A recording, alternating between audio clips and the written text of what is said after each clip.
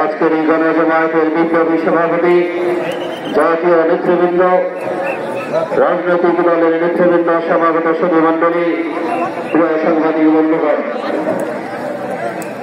আজকে July August বিপ্লবের পরে বাংলাদেশের মানুষের মধ্যে যেন একটা আনন্দের বার ভেঙে আসছে।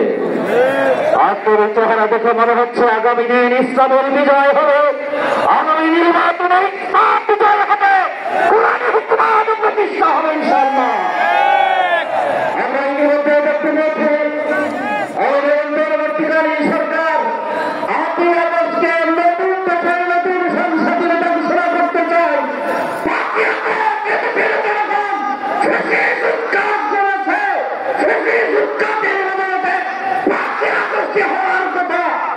নতুন দিনের নতুন দিনের নতুন রাষ্ট্র নতুন বিনির্মাণের হওয়ার কথা।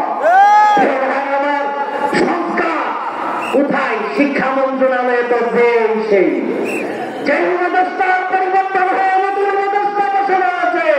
এখন আমরা দেখছি যে আমরা সকল মন্ত্রণালয়, সকল প্রশাসন যেখানে যা অবস্থায় দেখতেছি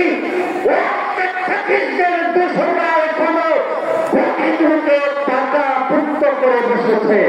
আমরা প্রোগ্রাম জানতে চাই আগামী নির্বাচনের আগে বিহার প্রতিষ্ঠান ছাড়া প্রতিষ্ঠানে বসে হবে না। আমরা আজকে আমিরকে দেখাতে চাই আগামী নির্বাচন বিহার ছাড়া হবে না, হতে দেবে না, হওয়া হবে না। এই আহ্বান রেখে আগামী দিনে ইসলামী হুকুমত প্রতিষ্ঠার জন্য প্রস্তুত আছে।